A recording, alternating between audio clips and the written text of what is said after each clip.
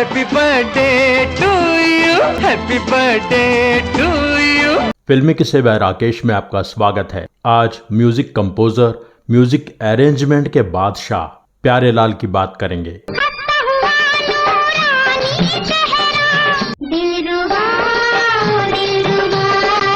मेरा तो जो भी कदम है खिरामा खिरामा अल्लाह करे तुम भी आ जाए, हाय हाय मेरे महबूब कयामत होगी मुझे भूल जाना। रुक जाए हवा के आए दिन बाहर के चंदा को ढूंढने सभी तारे निकल पड़े। हमने तो किया है प्यार, ये कैसा गुम सजना, दिल की बातें दिल ही जाने। तेरे नाम का दीवाना, खुश रहे तू सदा, ये दुआ है मेरी। मोहब्बत ही मोहब्बत है, जहाँ तुम हो जहाँ हम हैं। महफिल सोई, मैंने होठों से लगाई तो हो गया।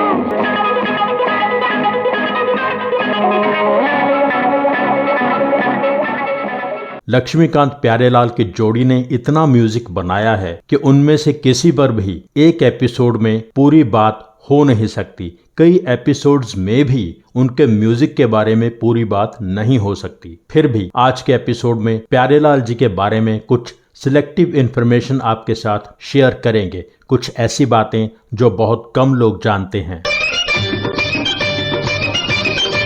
राम प्रसाद शर्मा गोरखपुर उत्तर प्रदेश के रहने वाले थे। पिता के गुजर जाने के बाद वो वडोदरा आ गए और बाबूलाल के साथ जुड़ गए।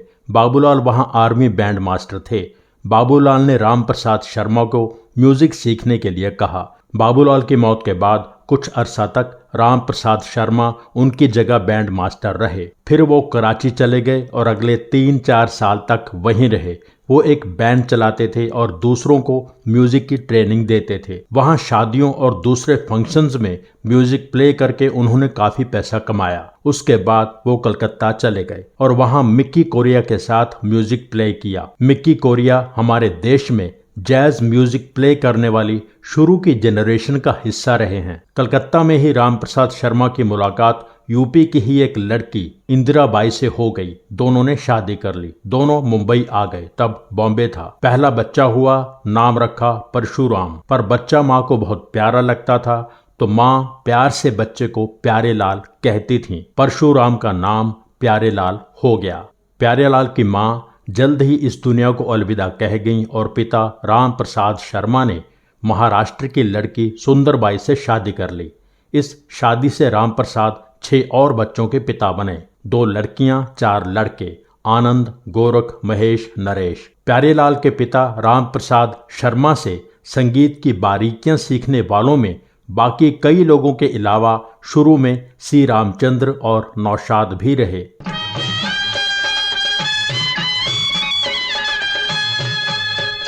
प्यारेलाल ने चंदूलाल शाह का रंजीत स्टूडियो ज्वाइन कर लिया था। वहां वो वायलिन भी बजाते थे और फिल्म में चाइल्ड जूनियर आर्टिस्ट की तरह काम भी करते थे। लक्ष्मीकांत 10 साल के थे और प्यारेलाल 7 साल के जब दोनों की मुलाकात हुई थी। दोनों क्रिकेट खेलते थे और बच्चों की गेम 3 पत्थर भी खेलते थे। धीरे धीरे उनकी दोस्ती होने लगी। मेरी दोस्ती मेरा प्यार।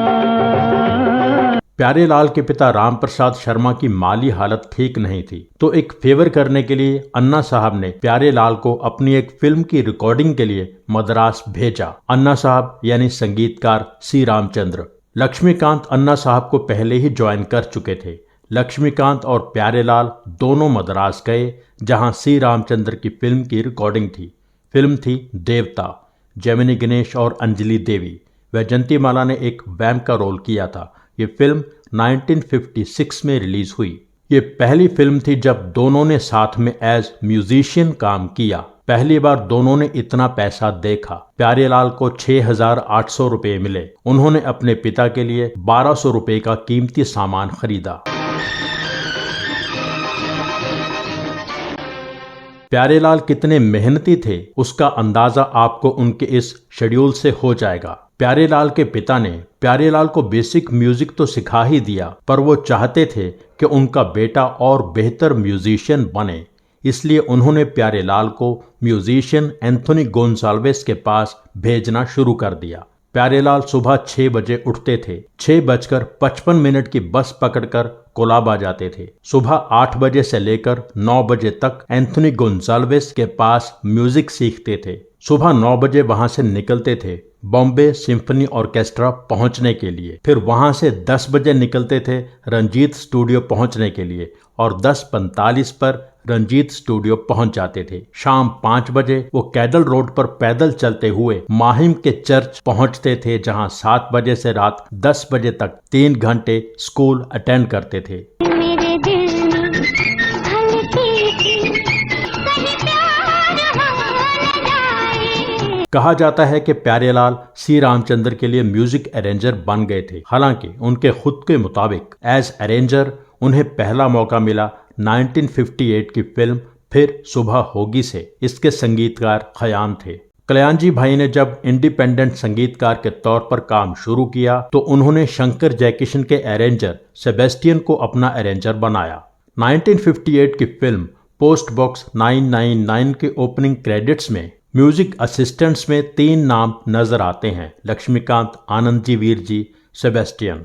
म्यूजिक डायरेक्टर में एक नाम नजर आता है कल्याणजी वीर जी। सेबेस्टियन के कल्याणजी आनंद जी के साथ काम करने से शंकर जयकिशन को एतराज था, तो आगे से सेबेस्टियन कल्याणजी भाई के लिए अवेलेबल नहीं थे। लक्ष्मीकांत उन्हें पहले ही ज्वाइन कर चुके थे, तो लक्ष्मीकांत ने कल्याणजी भाई से कहा कि आप प्यारेलाल को म्यूजिक अरेंजर लीजिए, वो अरेंजमेंट में मास्टर है। कल्याणजी भाई के संगीत में लक्ष्मीकांत और प्यारेलाल इकट्ठा हो गए। फिल्म थी 1959 की चंद्रसेना। 1959 की ही फिल्म थी घर घर की बात। उसमें ओपनिंग क्रेडिट्स में नजर आता है म्यूजिक कल्याणजी वीर जी, ऑर्केस्ट्रा प्यारेलाल। दोनों नाम एक ही जगह दिखाई देते हैं। कल्याणजी आनंद जी के साथ लक्ष्मी प्यारे बहुत लंबे समय तक काम करते रहे। उनका साथ बहुत अच्छा रहा। पहले एज म्यूजिशियन जब वो अलग अलग संगीतकारों के साथ काम करते थे तो दिन भर काम करने के बाद रात 11 बजे से लेकर सुबह 4 बजे तक कल्याणजी आनंद जी के लिए काम करते थे।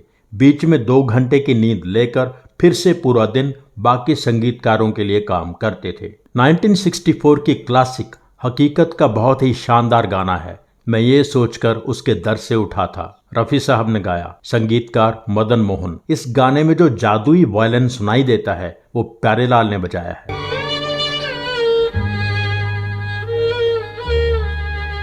यह आपको पहले भी बताया था कि लक्ष्मीकांत और प्यारेलाल ने एस.डी. बर्मन के साथ भी एज म्यूजिशियन काम किया है। वहीं उनकी दोस्ती आर.डी. बर्मन से हुई। महमूद ने जब आर.डी. बर्मन को छोटे नवाब का म्यूजिक डायरेक्टर बनाया, उस फिल्म में वो म्यूजिक अरेंजर थे। उस दौर के लगभग सभी संगीतकारों के साथ उन्होंने काम किया। शंकर जयकिशन, रोशन, ओ.पी. नैयर, नौशाद, चित्रगुप्त, हेमंत कुमार एवं उषा खन्ना। बहू बेगम आखिरी फिल्म थी जिसमें उन्होंने किसी और संगीतकार के लिए काम किया। फिल्म 1967 में आई। इसके संगीतकार रोशन थे। रोशन साहब ने लक्ष्मी प्यारे के बारे में कहा था कि दोनों ने इतने संगीतकारों के साथ काम किया और सबसे बहुत बारीकी से ये सीखा कि एक म्यूजिशियन को क्या करना चाहिए, साथ ही ये भी सीखा कि एक म्यूजिशियन को क्या नहीं करना चाहिए। इसलिए लक्ष्मी प्यारे को सब संगीतकार प्यार करते थे।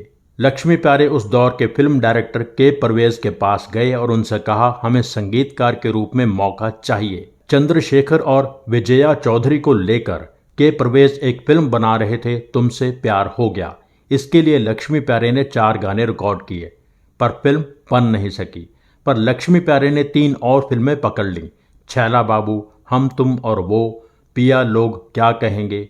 एक फिल्म और थी जिसका नाम प्यारे भाई भूल चुके हैं। इन फिल्मों में से सिर्फ छैला बाबू रिलीज हुई वो भी बहुत बाद 1967 में। लक्ष्मी प्यारे की पहली रिलीज होने वाली फिल्म थी पारसमणि, जो 1963 में आई। उसके लिए भी वो खुद बाबू भाई मिस्त्री के पास गए थे। पारसमणि के म्यूजिक के बाद लक्ष्मी प्यारे ने एक हलचल पैदा कर दी थी।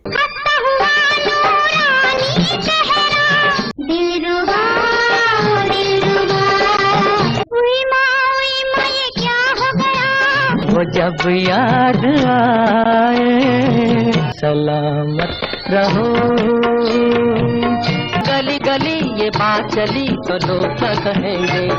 मेरे दिल में हल्की सी कहीं प्यार हो न जाए। कुछ कमी थी तो अगले साल 1964 में आई फिल्म दोस्ती ने पूरी कर दी। मैं न दूंगा राही मनवा दुख की चिंता क्यों सताती है।